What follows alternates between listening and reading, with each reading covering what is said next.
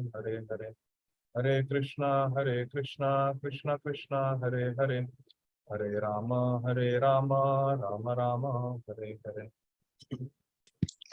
Hare Krishna, dear devotees. I'm very happy to see all of you. And Hare Krishna, very grateful that all of you could join. Hare Rama. Let's pull up the verses of Śrīmad Bhāgavatam for module 2. Hare Krishna, Krishna Krishna, Hare Hare, Hare Rama, Rama Rama, Hare Hare.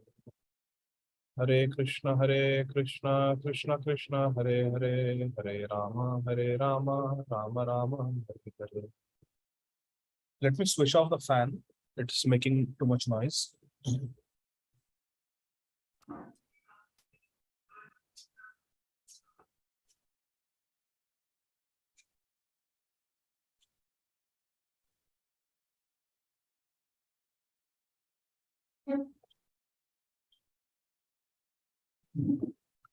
Hare Krishna. So, dear devotees, are you able to hear me clearly? Is the internet okay? Okay, good. Yes, Prabhuji. Let's start with Mangalacharan and then we'll recite Bhagavatam verses. Om Ajnanatimirandhasya Jnananjanashalakaya Chakshurunmilitam Yena Tasmai Shri Gurave Namaha.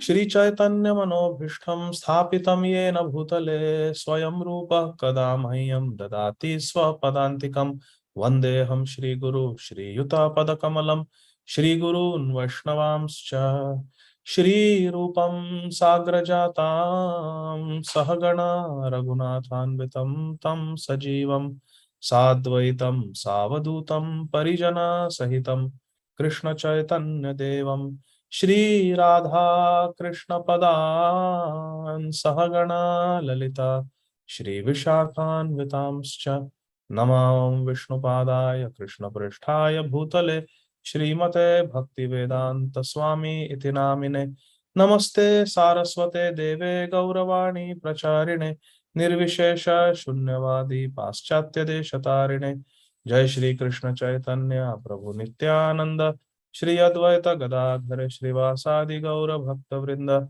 Hare Krishna Krishna Krishna Hare Hare Hare Rama Rama Rama Hare Hare Hare Krishna Krishna Hare Hare Hare Rama Rama Hare Hare Hare Krishna Krishna Krishna Hare Hare Hare Rama Rama Rama Hare Hare. Hare Krishna. Om Namo Bhagavate Vasudevaya. Om Namo Bhagavate Vasudevaya.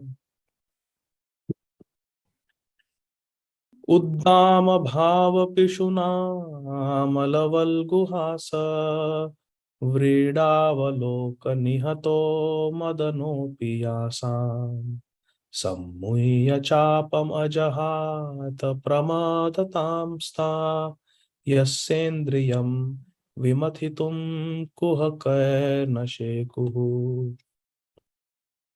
भवद्विधा Bhagavata तीर्थ भूता स्वयं विभो तीर्थी कुर्वन्ति तीर्थानि स्वान्तहस्तेन गदाभृता तूलयामालवेनापि न स्वर्गं न पुनर्भवं भगवत्सङ्गिसङ्गस्य मर्त्यानां किम् उताशिषः.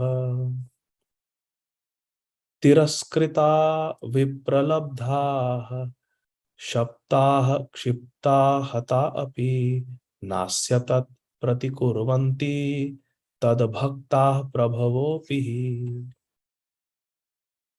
पुनश्च भूयाद् भगवत् अनन्ते रति प्रसंगश्च तद् आश्रयेषु महत्सु यां उपयामि सृष्टिं मैत्रस्तु सर्वत्र नमो द्विजेभ्यः. हरे Krishna Krishna Krishna Hare Hare Hare Ram Ram Ram Hare Hare.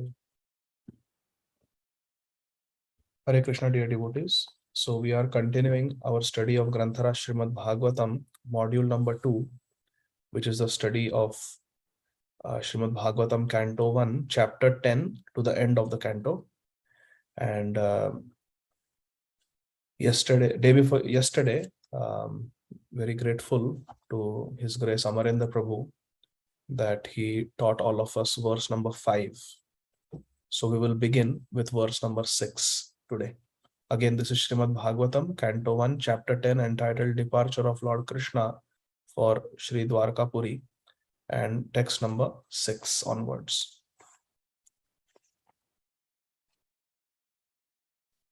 So, Srila Sutta Goswami is replying to the questions of Shaunakadi Rishis about how Maharaj Yudhishthir ruled this planet after he was enthroned by Sri Krishna. So text 6.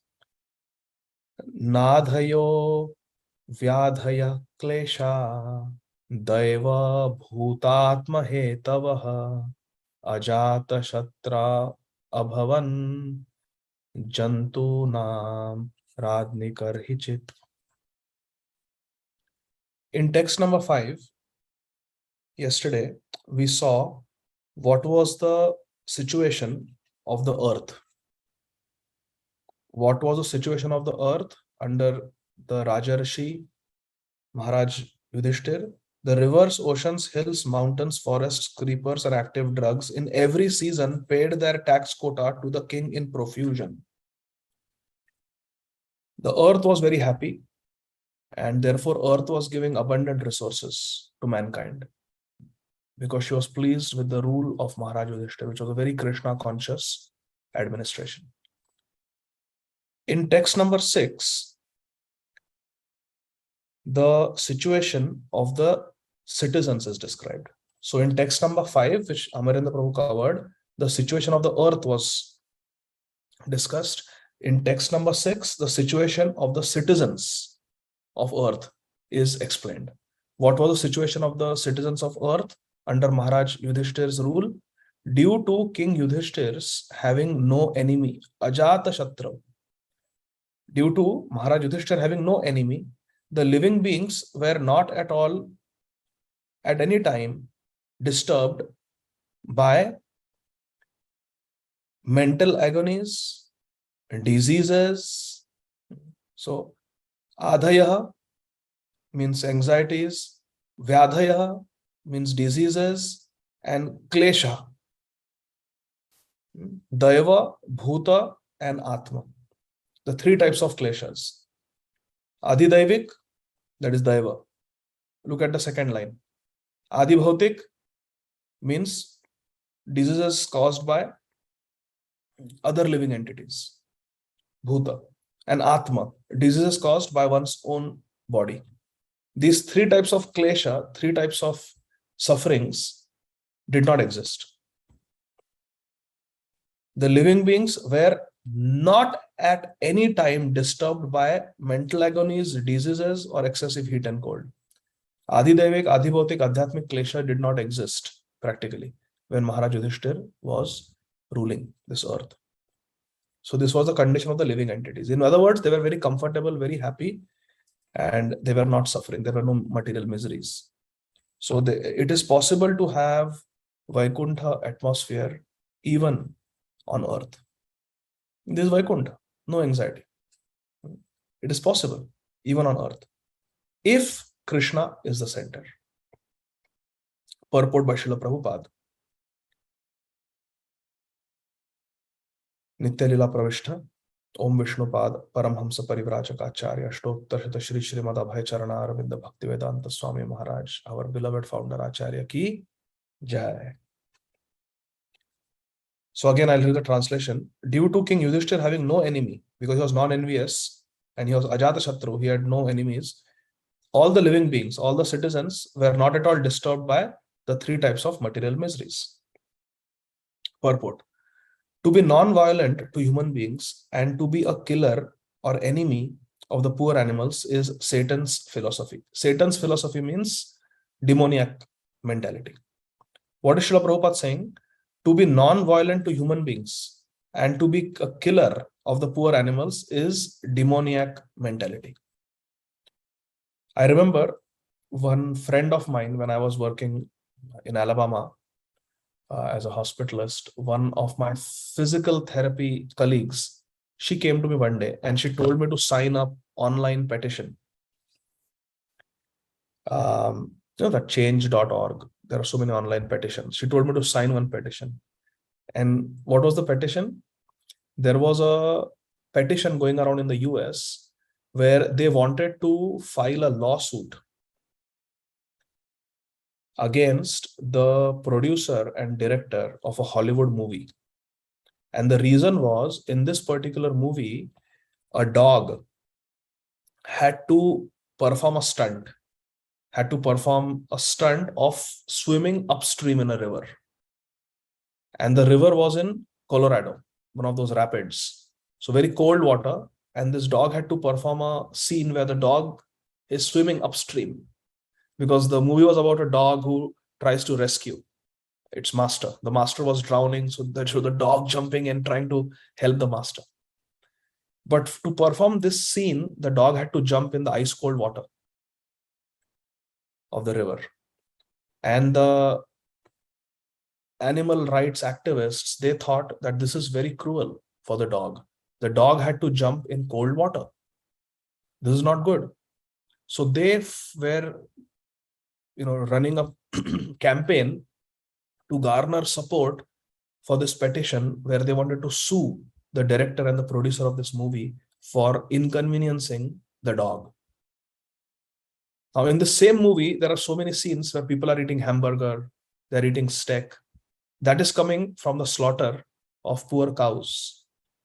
So I told this physical therapist that I don't have a problem signing this petition. I think it is wrong to put the dog through the cold water just for a movie scene. But can you also create a campaign where we are talking about cow slaughter? We are talking about pig slaughter. We are talking about killing the fish in the ocean. We are talking about environmental pollution. Why show kindness only to dog? Showing kindness to dog is fantastic. I agree. But let us show compassion to all the animals. And by the way, why do you eat meat? Why do you eat pigs and lamb and fish and cows? Can you stop doing that? Isn't that the pain? I told her in a very medical language, that the dogs feel pain because dogs have intelligence and dogs have a developed central nervous system through which they can perceive pain. I asked her, do cows have that? Do cows have intelligence? Do cows have central nervous system? Does a goat have that? Does a hen have that? She said, yes. I said, then why don't you show compassion to them? They can also feel pain. They can also feel inconvenience. But by eating meat, all of you are supporting the slaughter industry. Her response was, I will think about it. And then same day, she unfriended me on Facebook. She unfriended me on Facebook because she had asked me to sign the petition on her Facebook post. So, Hare Krishna.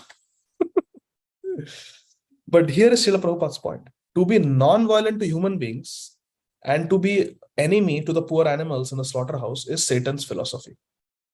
It doesn't make sense.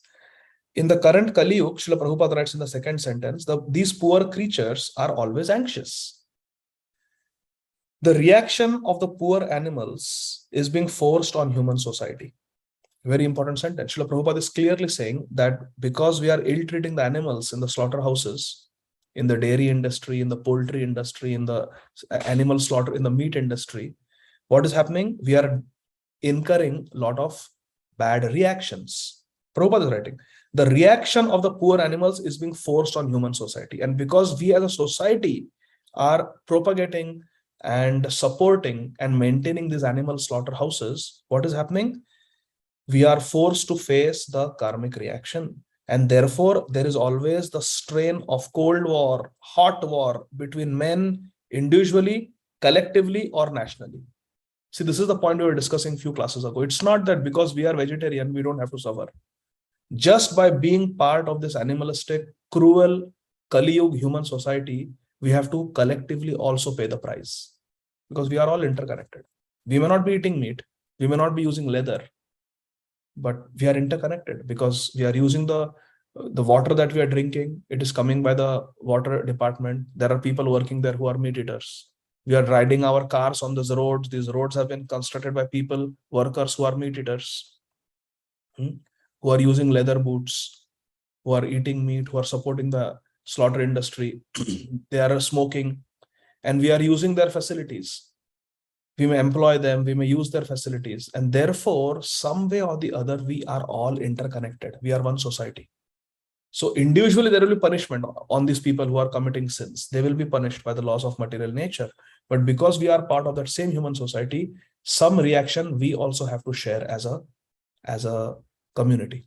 That's what Srila Prabhupada is saying. The reaction of the poor animals is being forced on human society, and therefore there is always the strain of wars. Wars between men, neighbors are fighting, friends are fighting. Kalaha lati iti kali. Why are there always fights in Kali Yuga? Because Kali Yuga means kalaha. Kalaha means fight, quarrel.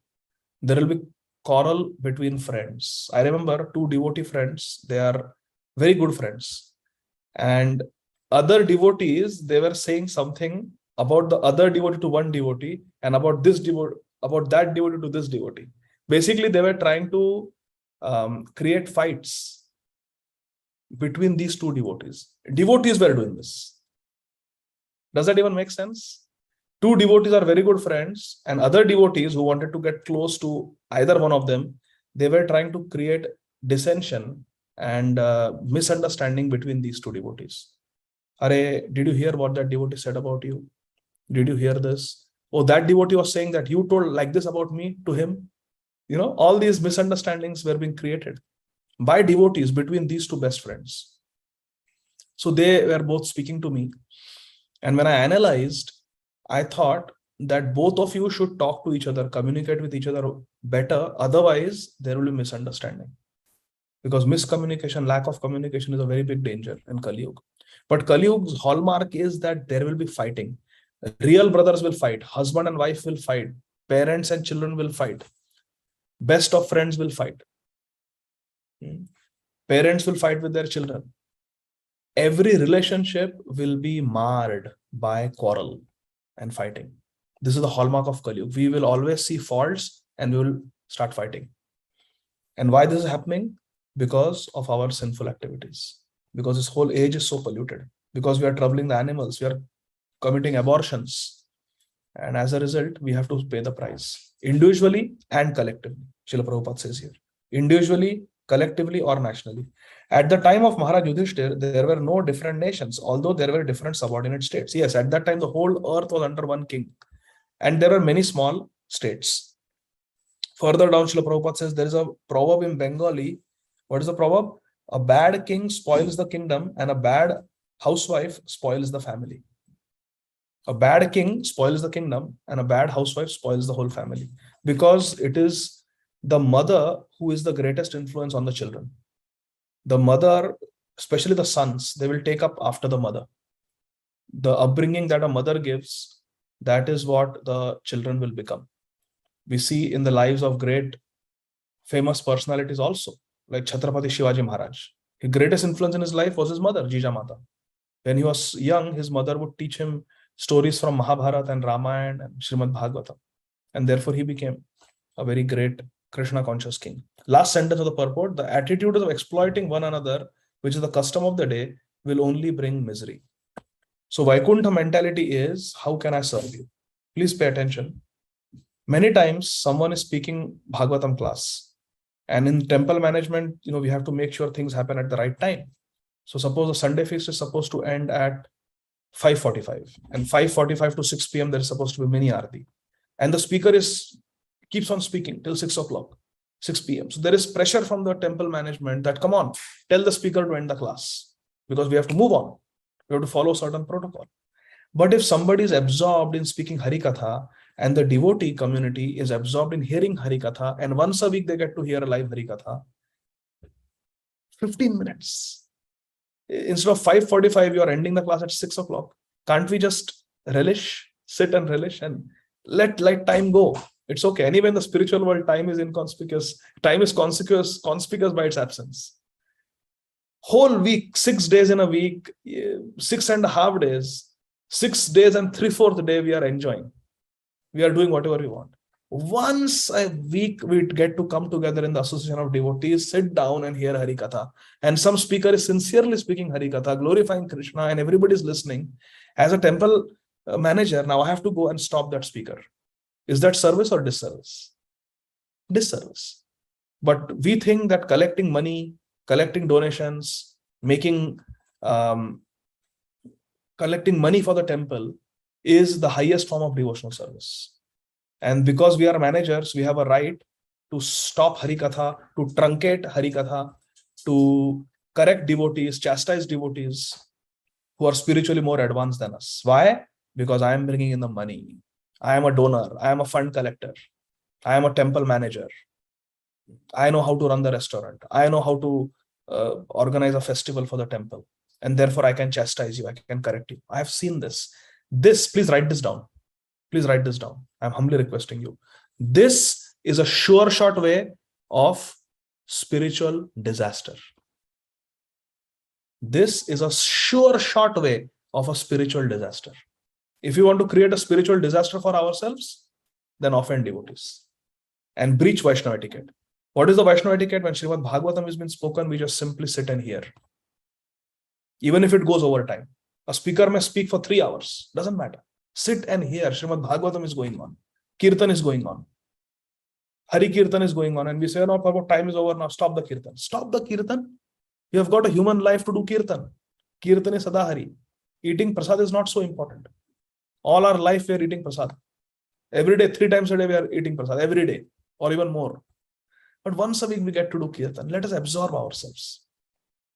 Let us absorb ourselves.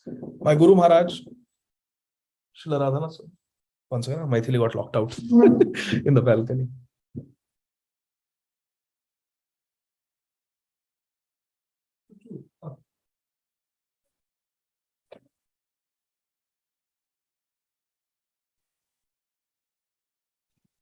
Hare Krishna. Sorry for the interruption. My Guru Maharaj, Srila Radhana Swami Maharaj, he was at Remuna. Raise your hand if you know what is special about this place. Chaitanya Charitamrita. Yes, Aradhya Madhavi Mataji. Shirchar Gopinath stories. Yes, you are expert in the holy places because you are a disciple of Srila Loknath Swami Maharaj who does such nice parikramas. And thank you for gifting me that very beautiful book on Vraj Mandal Parikrama also. Yes, Remuna is the place of Khirchor Gopinath. So Yatra had gone there and there were, I think, close to 2,000 devotees. And somehow arrangement was made for Harikatha.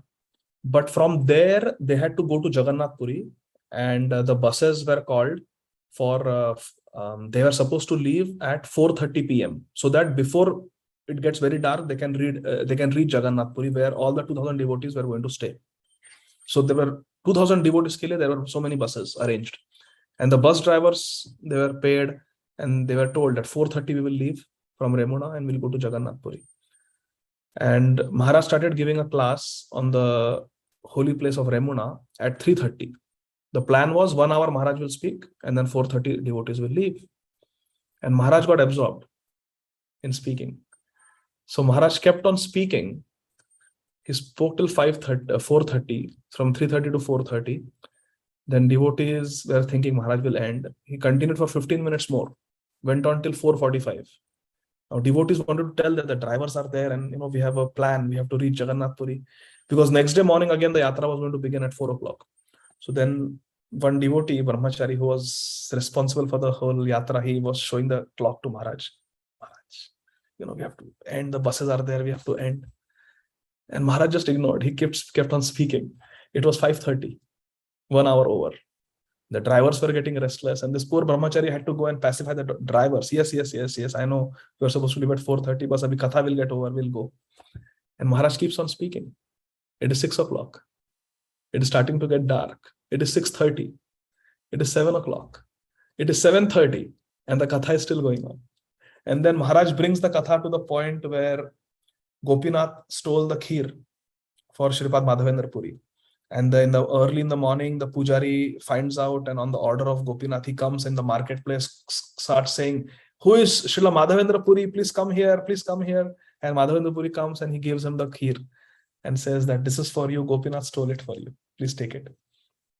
And then Srimad Madhavendra Puri is sitting and is about to honor the prasad of Gopinath. And Maharaj said to the yatra organizers, haven't we also arranged for kheer for all the devotees? So the organizers said, yes, Maharaj, every bus has got one pot of kheer of Gopinath Mahaprasad, and it is kept in the bus, and we have a volunteer. He is going to give one spoon to every devotee in the bus. So all 2000 devotees will get kheer, one piece, one spoon. So everything is arranged in the bus. We have already put the kheer in the buses. So Maharaj, if you can just conclude, let's get into the buses so that the kheer can be distributed. Maharaj said, thank you for arranging the kheer of Gopinath. Wouldn't it be nice to honor the kheer right here in Ramuna? In the dham of Shripad Madhav, in the dham of Khirchor Gopinath, instead of in the bus. So why don't you bring the kheer out from the buses and let's distribute it right here to all the devotees? The organizer said, Maharaj, it is 7:30. We were supposed to leave at 4:30. It is so late. Can we just do it? Maharaj said, let's just get it here. We'll have it here. Isme alag hi maja hai to have the kheer of Gopinath in Ramuna. So the brahmacharis, they went, they got the kheer out and small containers. Everybody was distributed kheer. And then Maharaj said, hold on. Don't start eating. Wait, let everybody get it. We'll all eat it together. So everybody was given one spoon of kheer. Then Maharaj said, now we are in the presence of Shripad Madhavendra Puri. It is early morning. The pujari of Gopinath has just told us that Gopinath has stolen kheer for Shripad Madhavendra Puri. And this kheer, which has been tasted by Gopinath, this is Gopinath's Adharamrit, the nectar from his lips, his Mahaprasad, is in our hands. This same kheer was tasted by Shripad Madhavendra Puri. This same kheer was tasted by Sri Chaitanya Mahaprabhu and Nityananda Prabhu when they came to Ramuna. All our acharyas have tasted the nectar of this Mahaprasad of Gopinath. And today, by great good fortune, this kheer is in our hands. We also get to taste this Mahaprasad. Now, thinking about the good fortune of Shripad Madhavendra Puri and that this is the nectar from the lips of Gopinath, let us carefully touch the kheer. Let us feel the kheer with our hands. Now let us open our mouth and let us place this kheer on our tongue.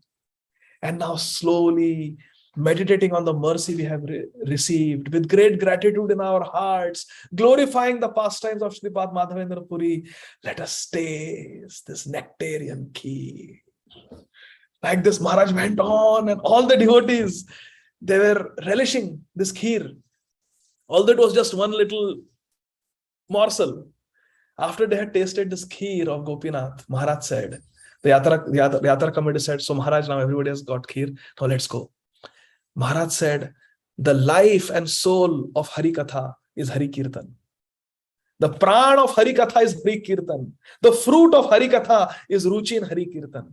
How can we leave this place without Kirtan? Now let us have Kirtan. And then Maharaj got the harmonium and Maharaj did moonlight Kirtan. There was moonlight and Maharaj was doing Kirtan. And then the Kirtan went on for an hour, ecstatic Kirtan. And then the Yatra committee was saying, this is impossible, it's too late, we have to go. And Maharaj said, now we will do dancing Kirtan. Maharaj said, when a devotee lies down and chants, he's quoted of Abhang of Tukaram Maharaj, when a devotee lies down and chants, Krishna comes and sits next to him. When a devotee sits and chants Hare Krishna, Krishna is standing next to the devotee. Like when Raghunath Das Goswami was sitting and chanting at Radha Kund, Radha and Krishna were standing there to protect Das Goswami. So when you sit and chant, Krishna is standing next to you. When you stand and chant in Mangalarti, Krishna is dancing next to you. And when a devotee dances in Harinam Sankirtan, Krishna is embracing you, Maharaj said. So now let us dance in Harinam Sankirtan and Gopinath will embrace us. And Maharaj did another half an hour of dancing Kirtan.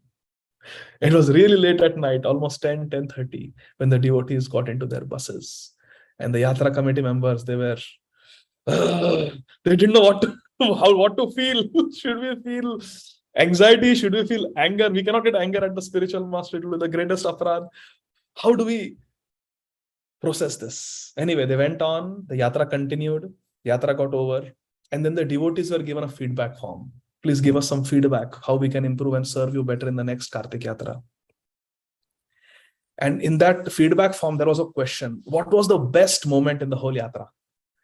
And my dear friends, all the devotees, the thousands of devotees who filled out those forms, a couple thousand devotees, unanimously, everyone said the highlight of the Yatra, the best part of the Yatra was Remunadham, where they did moonlight kirtan katha, and that all together, sitting together, not in some buses, sitting together in Remuna, they relished the taste of Gopinath's kheer. So when that thing was going on, the kheer was being served, Maharaj said, bring the kheer out of the buses. The Yatra organizers were really getting restless. And one of them went to Maharaj and said, Maharaj, we really have to leave. It's going to be late otherwise. Maharaj looked at him very sternly between the kheer eating and between the katha. And Maharaj told him, this is the problem with you. You are not present in the moment. Just be present here in the moment. Now we are here. Let us gain maximum that this holy dham is giving us. Let us receive what Gopinath is giving us. Let's be in the moment. Don't be, this management is required, yes, but be in the moment. So this is the point we're trying to make, that management is important, but management is subservient to Hari Katha and Hari Kirtan. So if we are offending devotees who are engaged in the glorification of Hari Nam and Hari Katha, it's a sure shot way of spiritual disaster. I have seen this with my own eyes in my little experience many, many times. In my last little bit, 22 years of experience, what I've observed in ISKCON is I have consistently seen one type of devotee survive and one type of devotee fall down. Would you like to hear my humble observation? Devotees who don't get angry, devotees who don't criticize, devotees who have vacho vegam, who can control their tongue, they can control their anger, krodha vegam, jivha vegam, they survive. Devotees who have uncontrolled tongue, devotees who don't control their anger, devotees who are proud. Specifically, see, a devotee who is very brahminical, a devotee who is very sattvic, will not be interested in management position. Usually devotees who are little mode of passion, they gravitate towards management position. They want to become organizers. They feel very happy if they are given the title, you are the Janmashtami organizer, you are the festival organizer. They feel very happy. Hey, position mil gayi. Ab mera naam hai, my name is there on the WhatsApp message, my name is there on the emails, everybody will see my name, because they have rajas. These are the devotees who are likely to offend sincere, humble Vaishnavas who are more advanced than them. They are the ones who are likely to arrogantly instruct them. And these are the ones who will fall down. I have seen this time and again and again and again. And I have not seen even one exception. I have not seen one devotee get away. Honestly, I'm telling you, I'm in the dham, I will not lie. In my years, just few years, I'm not very senior, just last 2 decades, I have not seen one devotee get away. Nobody gets away. If we offend devotees, if we become proud of our position in ISKCON, we will fall down. 100% guaranteed. We can chant 64 rounds, nothing will save us. Nothing will save us. That name will come to destroy us. Mahaprabhu says this in Chaitanya Bhagavatam. Joi more bhakta sakrit ninda kare, mora naam kalpataru tahara samhare. These are Mahaprabhu's words. Jai mere bhakta sagrid ninda kare. One who is chanting Hari Naam but criticizes my devotee. Mora naam kalpataru tahara samhare. My holy name that he's chanting, my holy name will destroy him. Therefore, we have to be very careful. We should never criticize anybody. It is a sure shot recipe. Breaching Vaishnava etiquette is a sure shot recipe for spiritual disaster. So we have to be very careful. So Srila Prabhupada is writing, look at the last sentence. The attitude of exploiting one another, which is the custom of the day, will only bring misery. It will only bring misery. Text number 7. We started at 6 o'clock now, it's 6:38. So we have to stop at sharp 7. Text 7. I'm talking about speaking Harikatha over time and getting absorbed, Namagane Sadaruchi. But I want to stop. because I am not speaking pure Harikatha. But when the sincere devotees are speaking, they should not be stopped. Ushitva hastina pure masan katipayan harihi suridam cha vishokaya swashus cha priya kamyaya. Srila Sutta Goswami is saying, Shri Hari or Lord Shri Krishna resided in Hastinapur for a few more months. After Maharaj Yudhishthira became the king, Krishna stayed there for a few more months to pacify his relatives and to please his own sister, Subhadra Devi. Krishna wanted to please his sister, Subhadra Devi, and he had three motives basically. So let's see, Srila Prabhupada explain the three reasons why Krishna stayed in Hastinapur even after the war was over, even after Maharaj Yudhishthira was enthroned as the king. Krishna stayed there. Shri Hari stayed in Hastinapur for a few more months. Can you imagine the good fortune of the residents of Hastinapur? Several months Krishna is staying there. Okay, what was the reasons? Look at the purport. Srila Prabhupada says, to oblige the request of Maharaj Yudhishthira. First reason, to oblige the request of Maharaj Yudhishthira. Yudhishthira Maharaj requested, can you please stay? Don't go. Number two, to show special mercy to Shri Bhishma Dev. Remember, Krishna went from Hastinapur to Kurukshetra again to be with Bhishma Dev as he was leaving his body. So second reason is to show special mercy to Bhishma Dev, to be present during his departure. And third reason, to please Subhadra, who was his sister. Subhadra was especially to be pacified because she had lost her only son Abhimanyu. Abhimanyu died young. He was just married to Uttara and he was killed in the battle of Kurukshetra. So to pacify his sister Subhadra, who had lost her son Abhimanyu, to give special mercy to Bhishma Dev, and to honor the request of Maharaj Yudhishthira that he should continue to stay there. For these three reasons, Shri Krishna, he stayed. Towards the end of the purport, last two sentences, Srila Prabhupada ji writes, the Lord is always pleased to satisfy his devotees in any capacity. This is Krishna's mood. Krishna always wants to please the devotees. So if Krishna wants to please the devotees, what should be our mood? We should also want to please the devotees. Therefore, in Chaitanya Charitamrita it is said, Vaishnavera gunagrahi na dekhaye dosh, kayamana vakya kare Vaishnava santosh. With our body, mind and words, we have to please the Vaishnavas. Kayamana vakya kare Vaishnava santosh. The nature of a devotee is to please other devotees. When we came for the first time to Shri Vrindavan Dham for Barsana camp, my Guru Maharaj, I remember he told us that when you go to Vrindavan, don't think that you can impress Krishna by memorizing different ashtakams or different verses from Bhagavatam or Bhagavad Gita or Chaitanya Charitamrita. Maharaj said there are many Pandits sitting in Vrindavan who have even, there are some who have even entire Śrīmad Bhāgavatam Kanthastha, 18th, and that is very great, very glorious. But Krishna has many devotees who can recite the Shastras very nicely. So by reciting the verses from Shastra, we cannot impress Krishna. How about by chanting? No, there are so many devotees, they are chanting. They remain in the Dham and they are doing constant chanting. So that will also not impress Krishna. How about giving donation? Come to the Dham and give money. Give donations for seva. That is very glorious. To do Dham seva, to do Dham Vasi seva, very glorious. But then there are so many rich people, businessmen, they come, they give so much money and they do so much seva with their money. So that is also not something that Krishna will be impressed with. Yes, we will be rewarded for memorizing verses. We will be rewarded for chanting Hare Krishna. We will be rewarded for doing Dham seva, giving money in charity. Yes, we will be benefited. But this is not something that will melt Krishna's heart. So Srila Radhanath Swami Maharaj says, if you want to melt Krishna's heart, if you want to really win the heart of Radha and Krishna, then there is only one way. When you are in Dham. Would you like to know? What is that only one way? How we can win Radha and Krishna's heart and gain their mercy? And that is to humbly serve and please the Vrajvasis. There is no other way. Brajvasis are very special people. They are specifically chosen by Srimati Radharani to live with her in the Dham. And if we can serve and please, we can bring a smile on the face of the Brajvasis, then our Dhamvas will be successful. It will bear the real fruit. So Maharaj said, you're going for Barsana camp. There are these Brajvasis who live in small villages near Barsana. Many people don't even know the names of these small villages.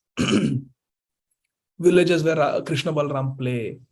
villages of the Ashtasakhis and the other Sakhis, small villages. I remember when we went for Prachar to put the posters of the Barsana I camp, we went to 108 villages in the Barsana area, not in the whole Vraj Mandal. 108 villages in the Barsana area, small villages. So we go there because of the sun, those devotees, because of ultraviolet radiations, working in the fields all their life, farmers, they have lost their eyesight because of cataract. So go there, do the free cataract surgery, serve them, give them prasad, give them water to drink, serve them, do whatever they want, keep them comfortable, keep them happy, restore their eyes materially, and let them have darshan of Shriji, and they will bless you so much. Now I am seeing devotees with me who are doctors who in those days who participated in the Barsana camp, who did seva, and who were humble. I met some of them today in Mangalarti. I met some of them yesterday. They have become so advanced. And those who were proud and arrogant, I saw some of them even chastise the Brajvasis. When I follow up, I ask, where is that devotee gone? That devotee left ISKCON. That devotee left Bhakti. I'm getting this report. That's why I'm saying I have not seen anyone get away. If we are humble, respectful, we will survive. If we are proud and arrogant, we will fall down, 100% guaranteed. So Maharaj said to go and serve the Brajvasis. Don't expect anything. And when we came here, we were performing the Barsana camp under the guidance of Srila Ramesh Babaji Maharaj of Barsana, Man Mandir. Srila Ramesh Babaji Maharaj, on my first day in Vrindavan, he told me something amazing. He said, in Vrindavan, now you will be serving in the I camp, so many patients will come to you. Don't think that they are rogis. You are a rogi. You are a rogi because you are a bhogi. Because you are a sense gratifier, you are a rogi. These are not rogis. These are Brajvasis. So you should have the vision that wherever you see, it is Radha and Krishna in different forms. All these Brajvasis are the Kaya Vyuha, they are the expansions of Radha and Krishna. He said, if you see some Brajvasi boys playing, you should think, oh, Krishna Balram are playing with their friends. If you see some young girls, making cow dung patties, you should think, oh, these are the Sakhis of Radharani. Radharani and her Sakhis are doing this Leela. Everywhere you go, you should have Bhagavad Bhav. You should see Radha and Krishna everywhere in Vrindavan. That is the only way you will not commit Vaishnava Aparadha. Otherwise, it is very easy to consider these Brajvasis to be dependent on you. I am the doctor. I am putting eye drops. I am feeding them. I am telling them instructions, post-operative instructions. You are nobody to instruct them. You think that they are all Radha and Krishna who have come to you in the form of patients, in the form of Brajvasis to accept service. By serving you, you are serving Radha and Krishna. And I saw the doctors who had this mood. They are very advanced now. I was so happy to meet them. So many nice realizations they had. They gave me so many nice instructions. Today, after Tulsi Aarti, I was sitting and talking just before this class. I was enlivened to see how they have become so successful in Bhakti. So this is the secret, my dear friends. Always pleased to satisfy his devotees. Krishna is always pleased to satisfy his devotees. So how much we should be eager to serve and satisfy the devotees. Vaishnava Seva. Prabhu kahe Vaishnava Seva, Naam Sankirtan. Dui kara shigra pave Shri Krishna Charan. Last sentence, only Krishna's devotees can play the part of his relatives. Again, see, only Krishna's devotees can become Krishna's relatives. Krishna's sons, Krishna's wives, Krishna's uncles and aunties like Kunti Maharani. Only Krishna's devotees can play the part of Krishna's relatives. So we should understand in all these Leelas, Krishna Leela, Gaur Leela, all these personalities that we see, they are not ordinary people. They are great devotees. That's why they have got a chance to participate in Krishna Leela, in Gaur Leela. So similarly, Brajvasis. How can Brajvasis be ordinary people? We do so much planning. We ask devotees, please pray. I want to go to Vrindavan. 2-3 days if I stay in Vrindavan, I will be so happy. So imagine the Brajvasis who are staying here constantly. How dear, how special they are. So Prabhupada is saying, only Krishna's devotees can play the part of his relatives. And all these Brajvasis, they are Krishna's relatives. So we have to be very respectful. We have 12 minutes. We will do one more verse, okay? Verse number 8. So see, the theme is changing here. Verse number 6 was the situation of the living entities under Maharaj. Yudhishthir. From 7 to 14,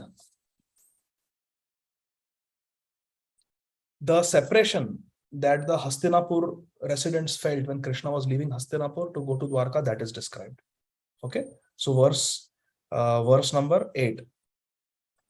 Amantrya chabhya nujanyataha parishvajya bhivadya tam aruroha ratham kaischet parikshit vakto bhivaditaha. Afterwards, when Lord Krishna asked permission to depart and the king Yudhishthir gave it, Lord Krishna offered his respects to Maharaj Yudhishthir by bowing down at his feet, and Maharaj Yudhishthir embraced Krishna. After this, Lord Krishna, being embraced by others and receiving their obeisances, got into his chariot. Purport. Maharaj Yudhishthir was the elder cousin of Lord Krishna, and therefore Krishna bowed down to Yudhishthir Maharaj. See, Krishna observes etiquettes very carefully. And Maharaj Yudhishthir embraced Krishna as a younger brother, Prabhupada writes. Although King Yudhishthir knew perfectly well that Krishna is Bhagavan, the Supreme Personality of God. Just see, Yudhishthir Maharaj knows that Krishna is Bhagavan. Vasishtha Muni knows that Ram is Bhagavan. Sandipani Muni knows that Krishna is Balram or Bhagavan. But still they agree to play the part. Keshav Bharati Maharaj knows that this Nimai Vishwambhar is the Supreme Personality of Godhead. But they are such great devotees that they are very grateful to participate in Krishna Lila, and they play their part perfectly well. Perfectly well. So Yudhishthira Maharaj played the part of an elder cousin. So he accepted Krishna's obeisances and then embraced him. Now let's see what happens next. Prabhupada writes, Lord Krishna takes pleasure when some of his devotees accept him as less important in terms of love. So in the relationship of love, if a devotee considers Krishna to be subordinate, ये तो मेरा छोटा भाई है, या ये तो मेरा बेटा है, पुत्र है, Krishna likes it very much. Prabhupada writes, says Krishna takes pleasure in that. Further, Prabhupada writes, Krishna takes pleasure in being treated as younger than his devotees. These are all transcendental pastimes of the Lord. These are all transcendental pastimes of the Lord, where Krishna takes pleasure in seeing his devotees to be superior to him. Srila Prabhupada writes, the impersonalist cannot enter into these mysteries. How Krishna can take pleasure in being subordinate to his devotees, they cannot understand. In one purport, Srila Prabhupada writes that Arjun fought with Shankar Bhagwan, Lord Shiva, once, challenged. And Arjun defeated Lord Shiva. So there are some Mayavadis in India who have come out with YouTube videos and they are attacking. The ISKCON devotees are attacking Srila Prabhupada. How Srila Prabhupada can write? And they show from Mahabharata that actually Arjun could not defeat Lord Shiva. You try to understand the Bhavartha. You try to understand what Srila Prabhupada is trying to convey. Arjun is a mere mortal. He is a human being. And Lord Shiva is a special incarnation of Krishna. So actually Arjun should not be even able to stand in front of Lord Shiva. But the fact that he's standing his ground and he's fighting for a long time with Lord Shiva, that itself for Shiva, for Lord Shiva, it is a defeat. Oh, Arjun, like a child. When a child wrestles with the father takes great pleasure that, oh, you have become so strong. Maithili sometimes, she sits on my chest and she pins me down. And she says, now hil ke dikhao.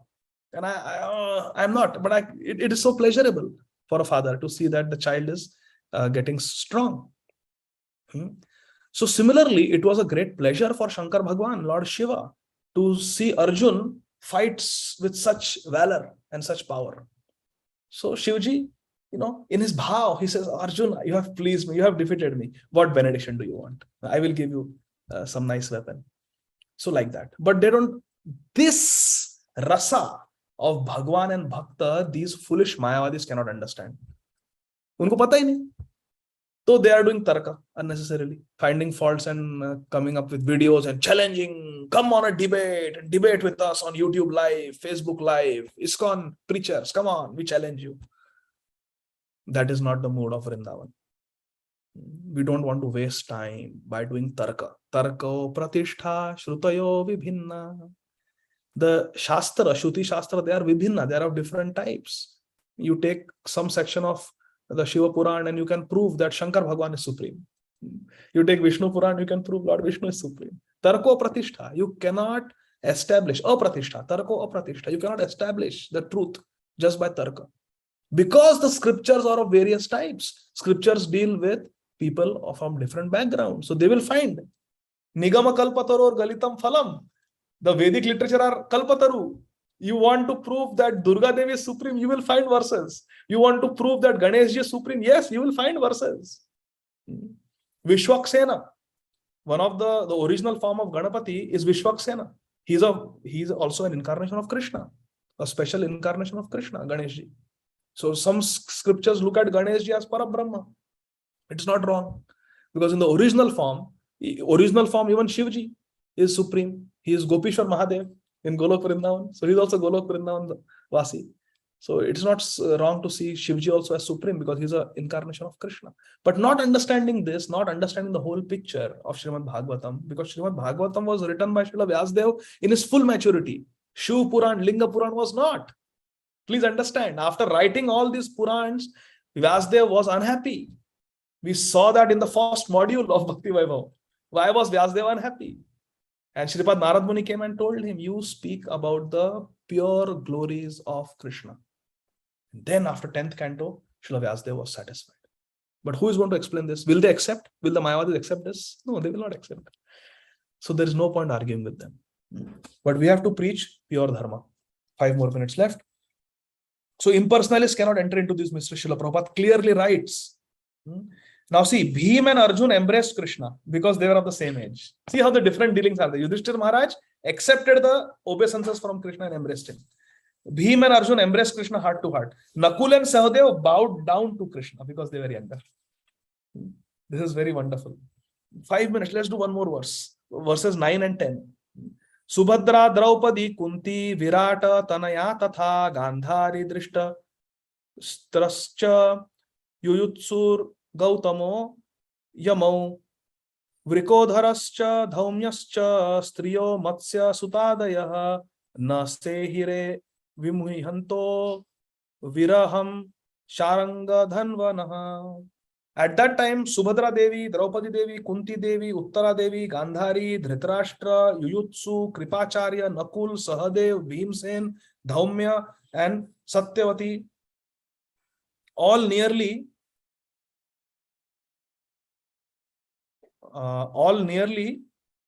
fainted because it was impossible for them to bear separation from Lord Krishna. As Lord Krishna is leaving Dwarka, leaving Hastinapur for Dwarka, all these great personalities, Subhadra, Draupadi, Kunti, Uttara, Gandhari, Dhritarashtra, Kripacharya, Nakul, Sahadev, Bhimsen, they all almost fainted.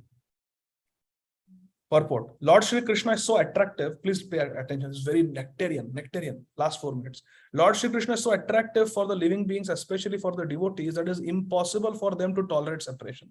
Yes. A devotee cannot tolerate separation from Krishna. Govinda Virahena me. Cannot tolerate separation. The conditioned soul under the spell of illusory energy forgets Krishna. This is the difference between Nitya Siddha and a Nitya Baddha. We don't feel separation from Krishna. We have forgotten Krishna. But the Nitya Siddhas, they are always feeling separation from Krishna. Like Prabhupada, even as a small child, is doing Jagannath Rath Yatra, is looking at the schedule of the railway station in Calcutta. Which train goes to Jagannath Puri? When will I go to Jagannath Puri? Like that. He's worshipping Radha Govinda from his childhood. His father, he tells his father as a child, what birthday gift do you want? I want Radha Govinda. So his father gave him Radha Krishna deities to worship. When Srila Prabhupada entered college, he was so busy that he had to interrupt his worship of Radha Krishna. And Radha Krishna immediately came in Prabhupada's dream and said, Are Abhay, you have forgotten us now. You have become very busy with your studies. You are not worshipping us. Immediately Prabhupada resumed his worship of Radha Krishna. This is Nitya Siddha. They never forget Krishna. And Krishna never forgets them. But we have forgotten Krishna. But Krishna has not forgotten us. Therefore, he comes in our life as Sadhu Shastra. After his separation from Vrindavan, now see, Amarendra Prabhu gave a beautiful class yesterday. The point was how the earth was producing all the paraphernalia, ingredients, resources, because earth was pleased with Maharaj Yudhishthir. And Amarendra Prabhu was speaking about how the king is Krishna. How the king is Krishna, and how all these earthly opulences refer to Shri Vrindavan Dham. You remember? So one may think, why? Either the topic is Maharaj Yudhishthir and Hastinapur, not Vrindavan and Krishna. But no. Now, if you read this purport, you will go in ecstasy, because whatever Amarendra Prabhu did yesterday is completely supported by Srila Prabhupada. Look at this purport. What is the verse? The verse is Subhadra, Draupadi, Kunti. They are all crying and fainting in separation from Krishna. That is a translation. That is a verse. And look what our Prabhupada is writing in the purport. Look at the third or fourth sentence. Topic is about Hastinapur Vasis feeling separation from Krishna. And look what Srila Prabhupada is writing. After Krishna's separation from Vrindavan, from the innocent, rural, cowherd boys, girls, ladies, and others, they all felt shock throughout their lives. And the separation of Srimati Radharani, who is the most beloved cowherd girl, is beyond expression. Dekho? Isn't it? Isn't Amarendra Prabhu following the mood of Srila Prabhupada? Srila Prabhupada is remembering Brajvasis and Vrindavan, and he's remembering Radharani. Idhar Radharani ka mention hai kya verse mein? Bilkul nahi hai. Subhadra, Draupadi, Kunti, Virata, Tanaya, Tatha, Gandhari, Dhritarashtrascha, Yuyutsur, Gautamo, Yamo, Vrikadhorascha, Dhaumyascha, Striyo, Matsya, Sutadaya. These are all Hastinapur Vasis. And Srila Prabhupada is saying Radharani. Radharani's feelings of separation are beyond expression, Srila Prabhupada is saying. How sweet. This teaches us, Srila Prabhupada is our Acharya. We have to follow in the footsteps, we have to follow the mood and the mission of Srila Prabhupada. And Srila Prabhupada is a Brajvasi. And Srila Prabhupada is teaching us wherever we are. We may be sitting in Dwarka. We may be sitting in Kurukshetra. We may be sitting in Ayodhya. We may be sitting in Chitrakoot. Wherever we are, we may be sitting in Jagannath Puri. Even Mahaprabhu in Navadvip is thinking of Vrindavan. We should always think of Vrindavan. Mamastu Vrindavana eva vasa. Always think of Vrindavan. Srila Prabhupada is thinking of Vrindavan. After his separation from Vrindavan, after his separation from the innocent rural cowherd boys and girls, the Gopas and the Gopis, the Vraj Gopas, Vraj Gopis, they all felt shock throughout their lives. And the separation of Srimati Radharani, who is the most beloved of Shri Krishna, is beyond expression. Now Srila Prabhupada is going from Vrindavan to the feelings of separation of Radharani in Kurukshetra. Dekho, once they met at Kurukshetra, how Srila Prabhupada is connecting this Kurukshetra Hastinapur to the meeting at Kurukshetra during the eclipse. Once they met at Kurukshetra during a solar eclipse, and the feeling which was expressed by them is heart-rending. Srila Prabhupada is saying in the first canto. This 10th canto meeting of Radha and Krishna in Kurukshetra is heart-rending. There is, of course, a difference in the quality of the transcendental devotees of the Lord. I will be extremely blissful if someone can explain the meaning of this line. Raise your hand if you can explain the meaning of this line. There is, of course, a difference in the qualities of the transcendental devotees of the Lord, but none of them who have ever contacted Lord Krishna by direct communion or otherwise can leave him even for a moment. The second part is very easy. Srila Prabhupada is saying that anyone who has had Krishna darshan once, he can never forget Krishna. Which means the Nitya Siddhas who have seen Krishna face to face can never forget Krishna, even for a moment. But we forget Krishna because we are Nitya Baddha and we are trapped by Maya. Now, what is the meaning of this? There is, of course, a difference in the qualities of the transcendental devotees of the Lord. Who can explain this? Raise your hand. Quick. Yes, Rajaraj Gopal Prabhu, go ahead. Different pure devotees have different rasas in their relationship with the Lord. Example? Ladini Gopika sent me a private message. Yes, you are right, Ladini Gopika, exactly. Rajaraj Gopal Prabhu, you are right. Just speak. You are right. Like Hanuman is in Dasya Ras. Perfect. Yes, that is the meaning. Yes. Superb, superb. Dekhiye, see, यहाँ पे we are talking about Subhadra Devi, Kunti Devi, Draupadi Devi, Gandhari. So all these are devotees. Bhim, Nakul, Sahadev. These are all different devotees in different rasas. So what is happening is, Srila Prabhupada is saying there is a difference. There is difference between Shantaras, Dasyaras, Sakhya, Vatsalya, Madhurya. And the topmost is Radharani.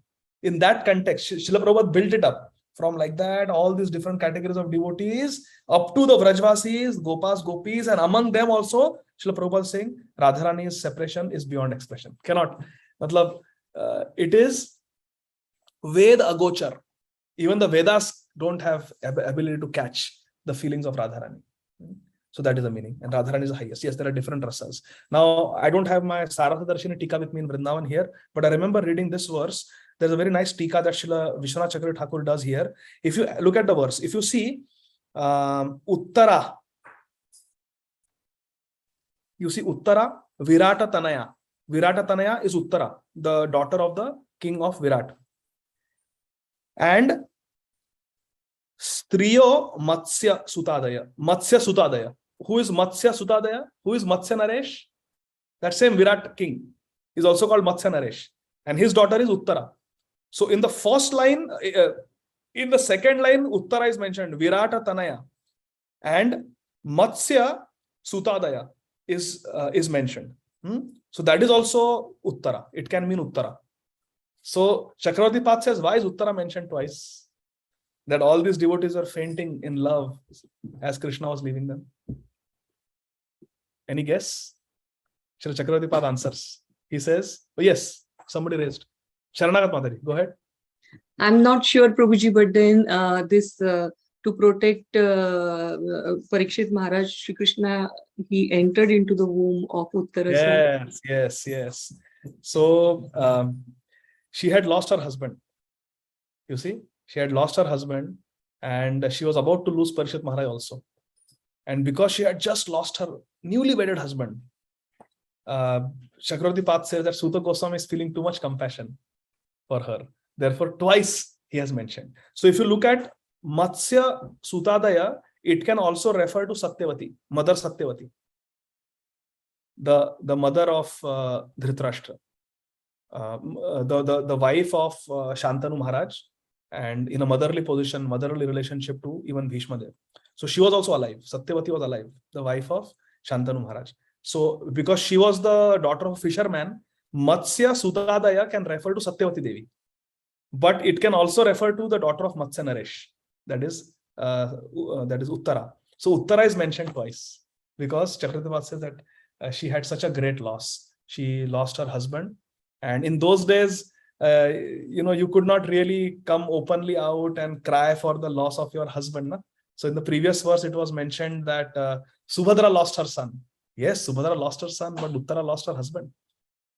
So Suta Goswami is feeling too much sympathy for Uttara, and therefore he's mentioned Uttara twice. So there's Chakravarti Path writes this very nice Tika. So from verse number 11-12, we will continue on.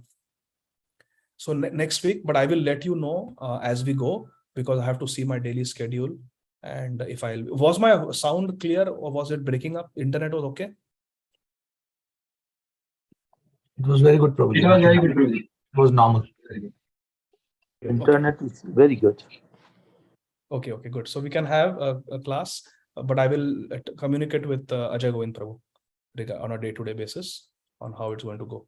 Okay. So thank you very much, dear devotees. We have run out of time, but very quickly I will take just two questions. Vrajraj Gopal Prabhu and Shama Kishori Mataji. Go ahead, Fatafat. Hare Krishna, Prabhuji. Hare Krishna. Dandavat Pranam, Jai Srila Prabhupada. Prabhuji, you were emphasizing the concept of Vaishnav Seva, especially to the Vrajvasis.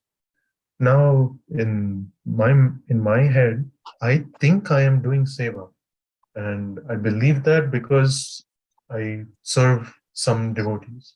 But if I'm committing offenses and I'm feeling the effect of those offenses, that means that Seva is actually not pleasing Vaishnava. So how do I know that I'm really doing Vaishnav Seva?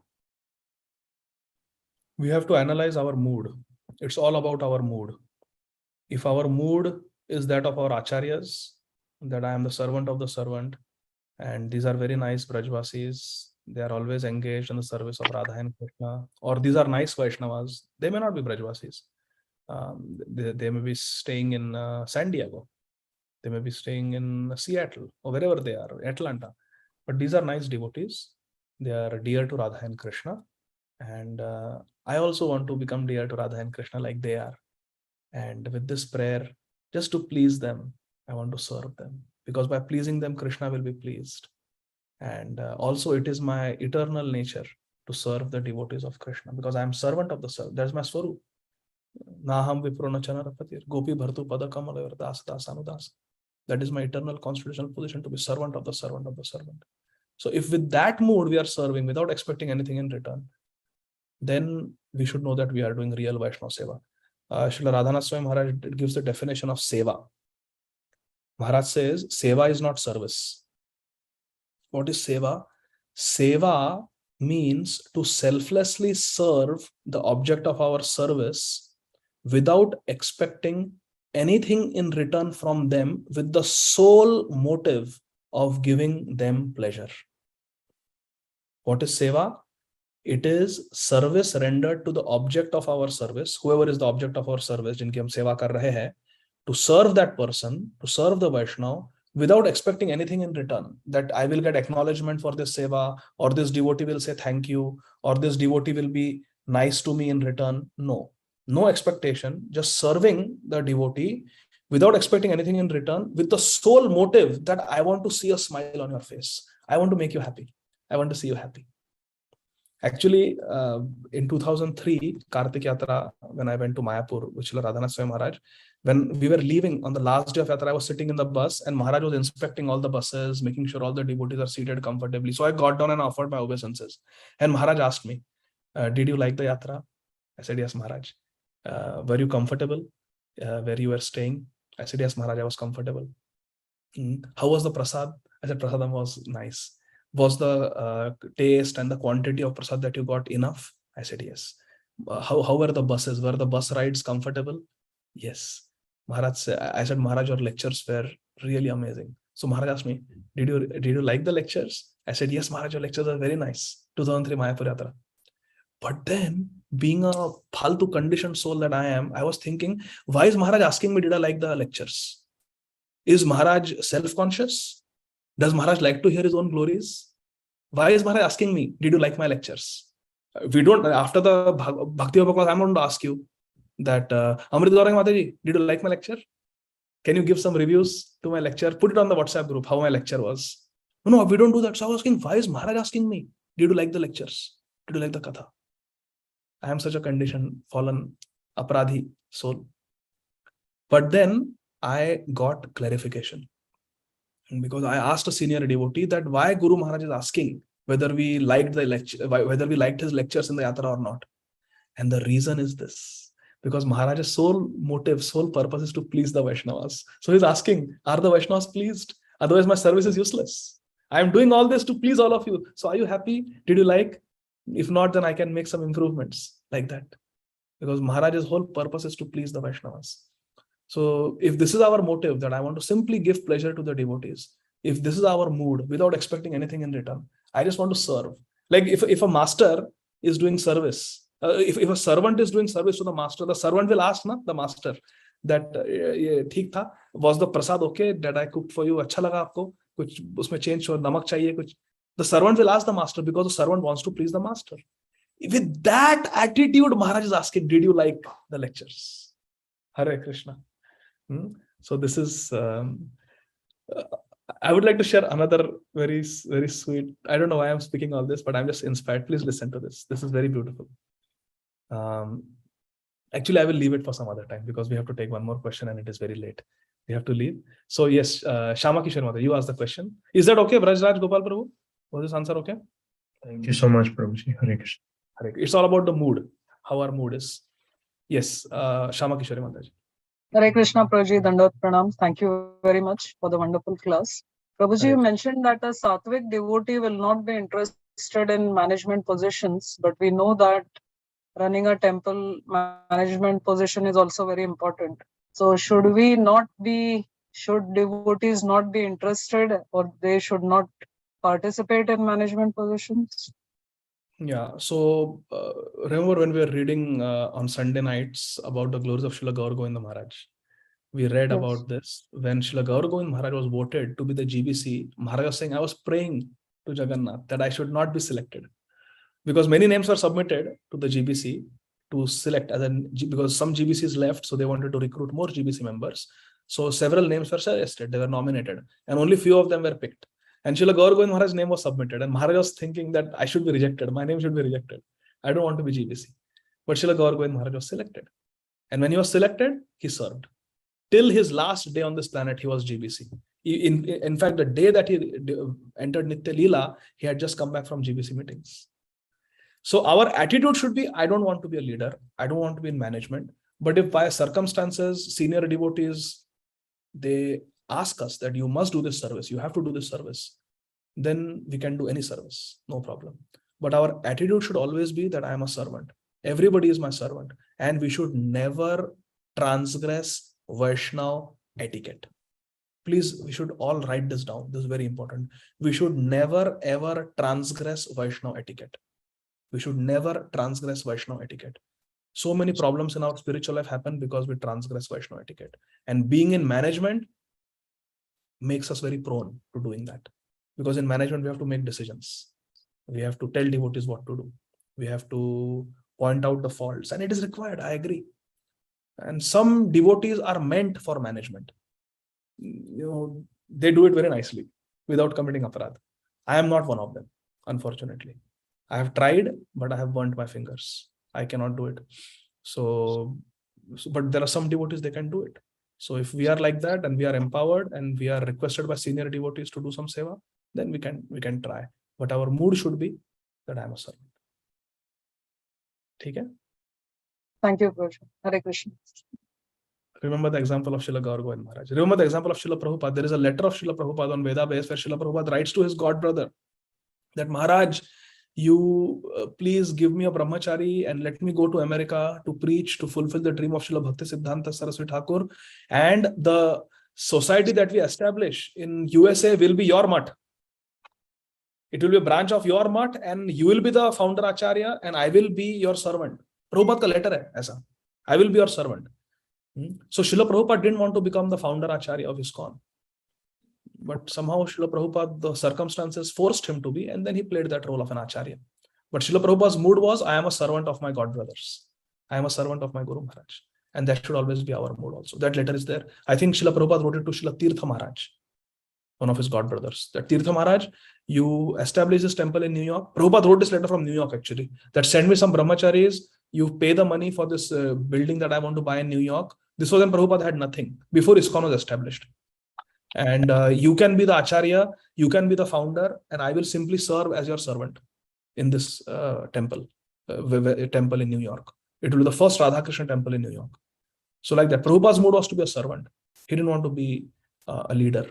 So that should be our mood. I don't want to be a manager, I don't want to be a leader. But if circumstances force us to be, then we should try our best to serve. But always in the mood of servant of the servant. Okay?